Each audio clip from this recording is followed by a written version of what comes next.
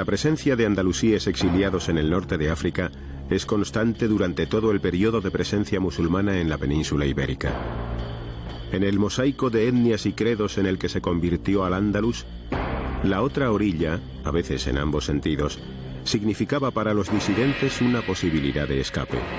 Aunque en algunos casos, como comprobarían muchos de los moriscos expulsados a partir de 1609, el recibimiento que se les dispensó distaba mucho de ser hospitalario.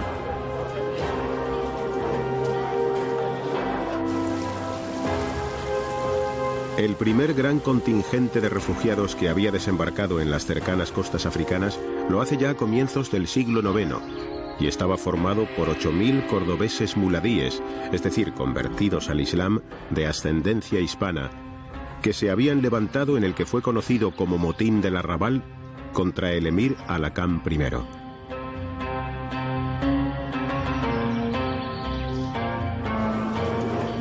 La mayoría de ellos fundaron la ciudad de Fez, donde el aún llamado barrio de los andaluces testimonia su presencia. Posteriormente, parte de los deportados salieron de Fez, conquistaron Alejandría y después Creta, donde se asentaron definitivamente.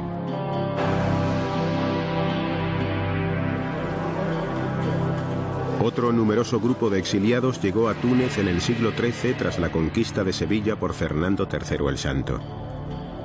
Poco después lo hace otro procedente de Játiva.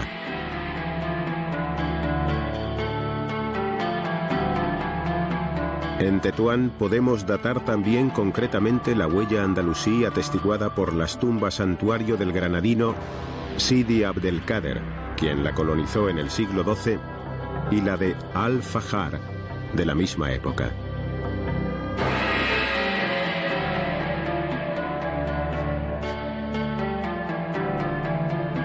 Tres siglos después, otro granadino, Sidi Ali al-Mandarí, refundó la ciudad en las postrimerías del siglo XV, antes de la caída del Reino de Granada.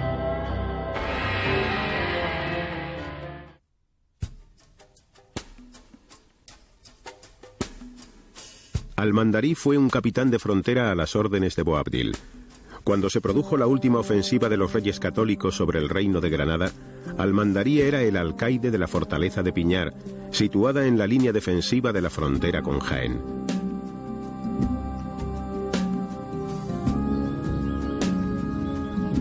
Tras rendir su fortaleza a los cristianos, Al-Mandarí, sin esperar el desenlace final, con un puñado de los suyos se dirigió a África, reconstruyendo la ciudad de Tetuán, que había sido arrasada por los portugueses, llegando a ser alcaide de la misma.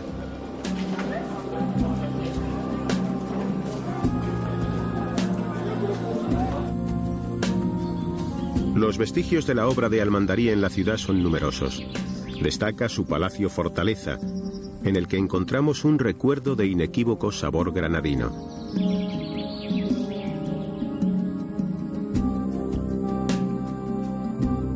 El palacio está coronado por una torre vigía, presta a detectar la presencia de flotas enemigas en el horizonte marino.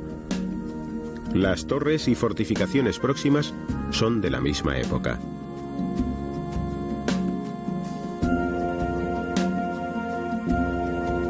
Otras construcciones son las mezquitas de la Casba y la Rabta. También en este periodo se comenzó a levantar la Alcazaba.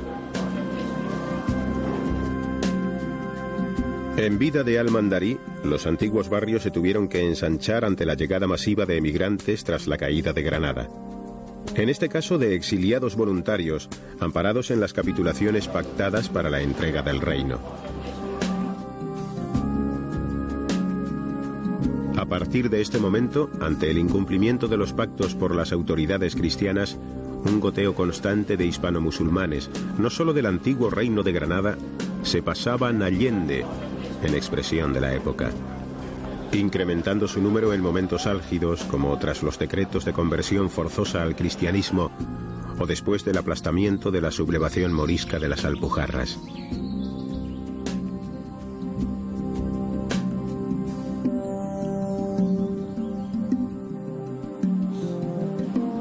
En la época de los moriscos, oficialmente cristianos, la huida a los países islámicos estaba severamente castigada, pues se suponía que el propósito de los fugitivos era islamizar, o cuando menos corrían el peligro de dejarse influir por esta, para la mayoría de ellos, nunca olvidada doctrina.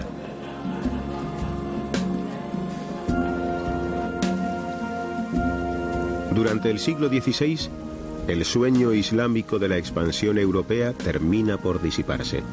La derrota de los moriscos sublevados en España y la pérdida de la flota turca en Lepanto constituyen dos aldabonazos finales que confirman el imparable declinar. Los musulmanes pasan a la defensiva y tienen que atender a una decidida intervención de españoles y portugueses en el norte de África. En esta época, invocando la unidad religiosa contra el agresivo infiel, la dinastía saadí se consolida y Marruecos toma cuerpo como estado independiente.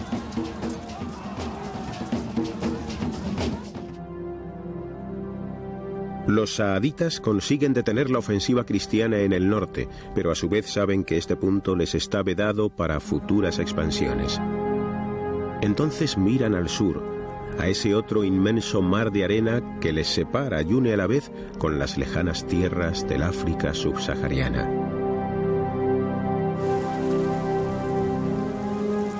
Aunque en la cuenca del Níger la difusión del Islam había comenzado ya en el siglo XI con los almorávides, la existencia política del Sudán se inicia en el siglo XIV con la creación del imperio malí o mandinga, creándose una dinastía islámica cuyos reyes se denominaban asquis.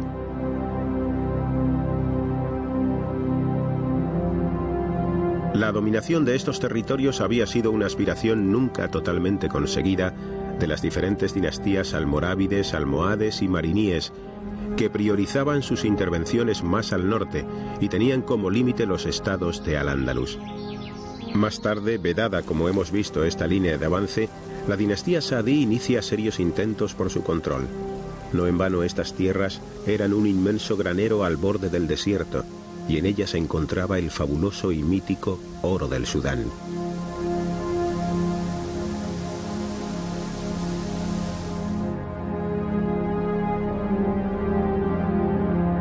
A lo largo del siglo XVI se suceden las expediciones marroquíes hacia el sur, y los documentos de la época hablan de que buscaban la posesión de otro mineral no menos preciado en el desierto y sus orillas, la sal que se producía en las minas de Tegaza. Todas las expediciones fueron infructuosas, hasta que en 1588 Muley Ahmed, de sobrenombre Al-Mansur el Victorioso, llamado así por su victoria sobre los portugueses en Alcazarquivir, lanza un ultimátum al rey Askia. El Islam necesita subsidios para defenderse, y a él, como supremo jefe religioso, descendiente del profeta, le corresponde la posesión y administración de las salinas.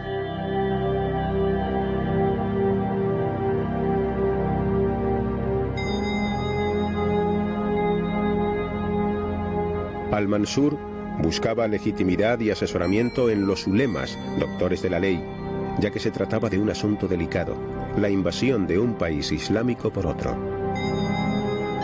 Ante la respuesta negativa a sus requerimientos, se propuso la conquista del imperio malí, planificando una operación a gran escala.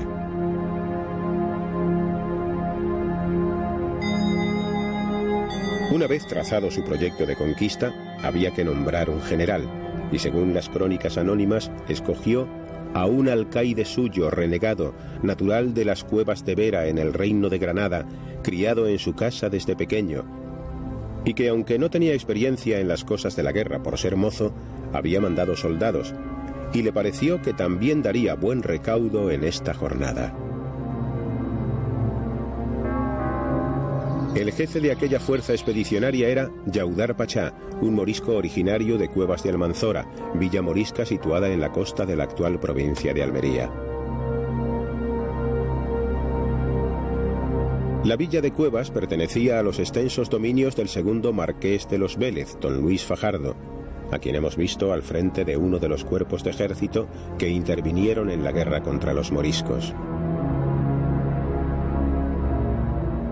Cuando el proclamado rey morisco Aben Humeya buscaba desesperadamente una salida al mar por la que recibir los imprescindibles socorros solicitados a Berbería, bajó desde las Alpujarras conquistando todo el valle de la Almanzora y atacando sin éxito Vera, llegó hasta la villa de Cuevas tratando de sublevarla a su favor.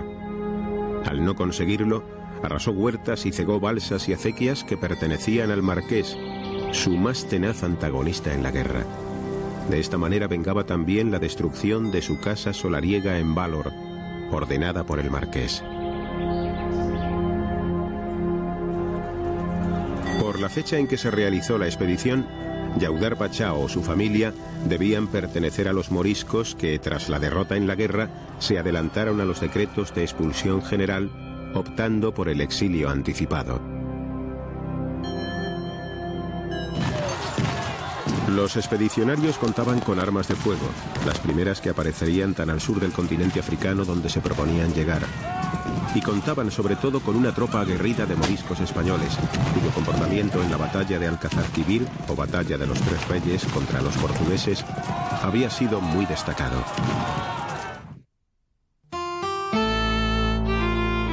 Estos olvidados moriscos libraron y ganaron, en palabras de Ortega y Gasset, la batalla más grande que los españoles han dado nunca al otro lado del estrecho. Yaudar, que en árabe significa toro joven, contaba con una tropa de más de 4.000 hombres, moriscos, mercenarios de distintas nacionalidades y un grupo de prisioneros cristianos que fueron liberados a cambio de servir como artilleros durante la campaña. La tropa estaba también integrada por 1.500 lanceros marroquíes y unos 600 expertos en tareas de intendencia e ingeniería, 2.000 caballos y 8.000 camellos, 14 cañones de chispa y 20 morteros.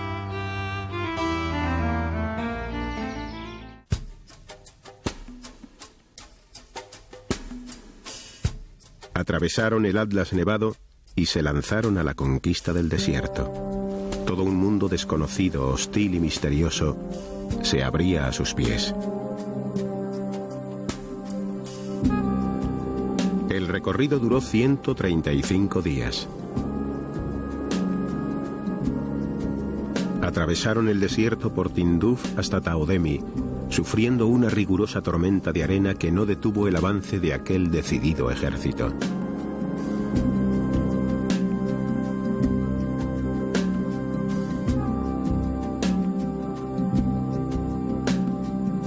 Y llegaron por fin, hambrientos y sedientos, el 28 de febrero de 1591 hasta la aldea de Carabara, a orillas del Níger, donde se libró una cruenta batalla.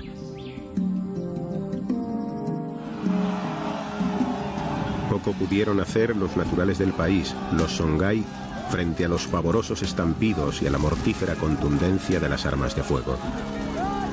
En sus refriegas con los moriscos más de una vez oirían de estos el grito que en castellano alertaba y apercibía para el combate: ¡alarma!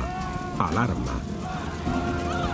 De esta palabra recibieron el nombre que aún hoy día les relaciona con su origen y que mantienen como seña de identidad. Son los armas, los descendientes de los moriscos españoles.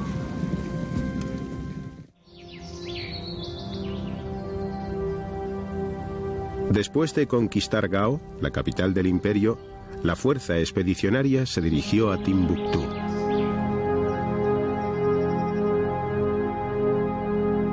Timbuctú fue una de las ciudades más prósperas del África Negra.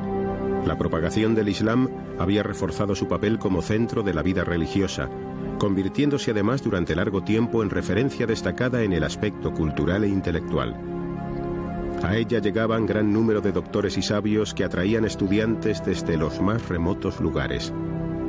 Entre los siglos XIV y XVI se edificaron 12 mezquitas, 3 de ellas de grandes proporciones: Sankoré, Yengereib y Sidi Yahya.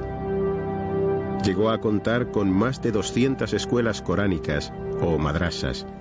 En su universidad se enseñaba derecho, filología, astronomía, filosofía y teología.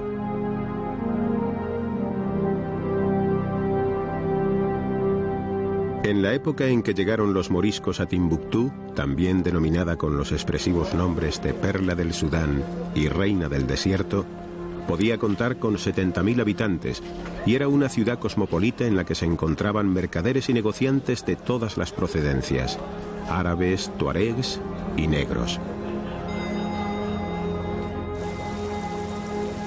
Situada a 15 kilómetros del Níger, es la puerta natural de las rutas del Sáhara, por donde se accede por campos de sorgo, trigo y maíz.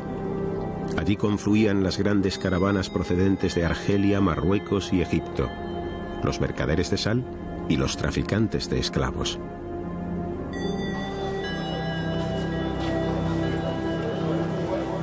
Todo lo que se producía en el continente africano se compraba, vendía y cambiaba en esta ciudad.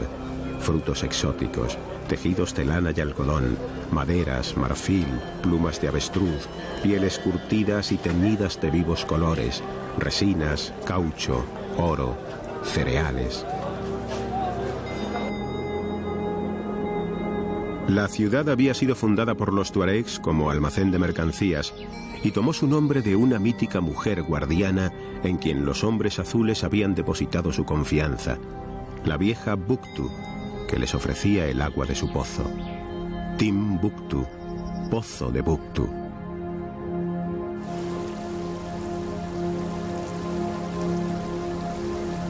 El mejor acceso a la ciudad se hace a través del Níger, río apropiado para embarcaciones de pequeño calado que navegan por su gran curva.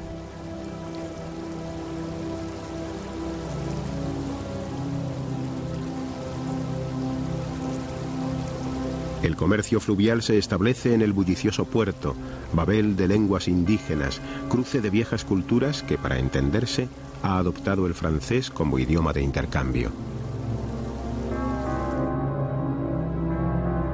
Hasta estos ignotos parajes, desconocidos para los europeos de su época, llegaron los moriscos españoles. Rechazados en su patria de origen, encontraron aquí otra nueva, guardando sus descendientes la memoria remota de la llegada de sus antepasados. Esta es la gran mezquita, que en el lenguaje de los Songhai se llama Yengereib. Fue construida en 1325 por encargo de Mansa Musa, emperador de Malí, obra de un arquitecto granadino, un andalusí ilustre llamado Abu Isaac es-Saeli al-Amsari al-Granati.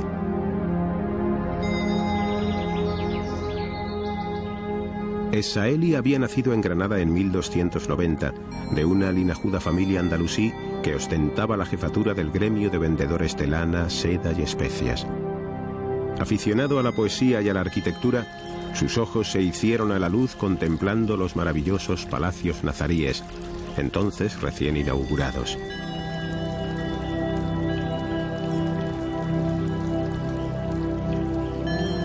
En uno de sus viajes hacia Oriente, su fama había ya trascendido, y un ilustre viajero que regresaba de la Meca con todo su séquito, quiso llevarle consigo tentándole con singulares recompensas. El viajero era Mansa Musa, emperador de Malí. Consta de 3 patios interiores con 2 minaretes, el segundo hacia el este, de mucho menor tamaño. Llama la atención del viajero el atrevimiento de construir estas torres de más de 10 metros de altura sin emplear otro material que el barro secado al sol. Este tipo de construcciones resulta obligado en estas regiones que carecen de piedra de sillería. Es el riesgo de la necesidad, la aventura del espíritu, que en las carencias agudiza el ingenio. En el interior de este movimiento se produce un efecto de baile entre sus columnas entrecruzadas, como en un bosque tupido y fantástico. Con independencia del alcance de la influencia de la obra del granadino es-Saeli en la llamada arquitectura piramidal sudanesa, lo cierto es que este estilo se encuentra en casi toda el África occidental, reproduciendo formas arquitectónicas muy extendidas en el África negra. Esta composición, formada por tierra, hierbas y arcilla, se encuentra en las regiones en las que no llueve excesivamente, ya que el agua las podría poner en peligro de desmoronamiento. En estas latitudes, los muros de barro, con su grosor, proporcionan un agradable frescor en el interior. En las calles de la ciudad encontramos al menos 5 etnias que la pueblan desde tiempos inmemoriales. Los fulans son quizá los más antiguos y se distinguen en ocasiones por cierto fanatismo religioso, acompañado de una acusada xenofobia. Los bambaras son de origen etíope y destacan por su corpulencia. Los mandingos fueron los que más sufrieron el acoso de los tratantes de esclavos árabes. Proceden del África Atlántica, en la actual Senegal. Los tuaregs son árabes de facciones finas y mirada altiva. Son los dueños del desierto y su poder es temido y acatado.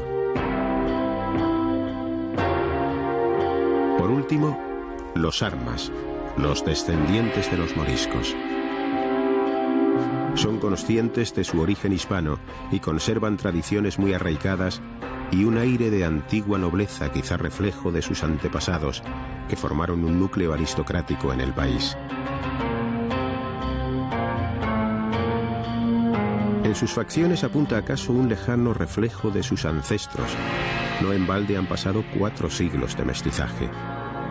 Cuando aquellos intrépidos conquistadores atravesaron el desierto, las mujeres moriscas habían quedado muy atrás, en la lejana corte marroquí o en la aún más lejana España, estas últimas esperando quizás sin advertirlo la inminente expulsión, por lo que a su llegada tomaron mujeres del país, las bellas sahelianas, mandingas y peules, dando lugar a un nuevo pueblo, los armas de Timbuctú.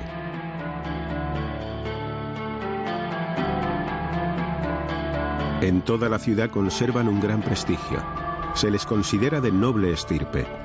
No forman el núcleo más poderoso, pero siempre son tenidos en cuenta y con frecuencia uno de ellos es elegido gobernador de la ciudad. Para muchos de estos descendientes de los moriscos españoles, el recuerdo del jefe que los condujo hasta tan lejanas tierras, Yaudar Pachá, ha ido transmitiéndose de generación en generación como todo pasado que los pueblos toman como referencia obsesiva, mitificado. Los testimonios de los viajeros y las crónicas difieren en cuanto a los resultados de la expedición. Unos afirman que vieron entrar decenas de mulas cargadas de oro puro en Marrakech, y otras que Yaudar Pachá no encontró la riqueza esperada. Tampoco los tratados de paz que hizo con el rey Aski complacieron al sultán, y este hecho, unido a la participación de Yaudar en las disputas dinásticas, hizo que cayera en desgracia ante el sucesor de Al-Mansur, acabando finalmente ejecutado.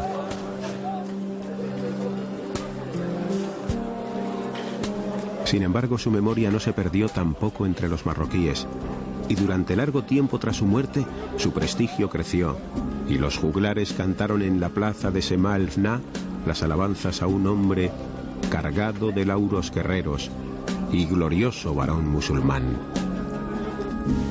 De esta manera, la leyenda de Yaudar, nacida entre brumas a orillas de la costa almeriense, muere en otra orilla, la del Mar de las Arenas, entre los vientos del desierto. Y en su tumba, perdida en algún cementerio de Marrakech, brota un arrayán de los que tanto abundan en el antiguo reino de Granada, plantado por la mano nostálgica de otra morisca desterrada.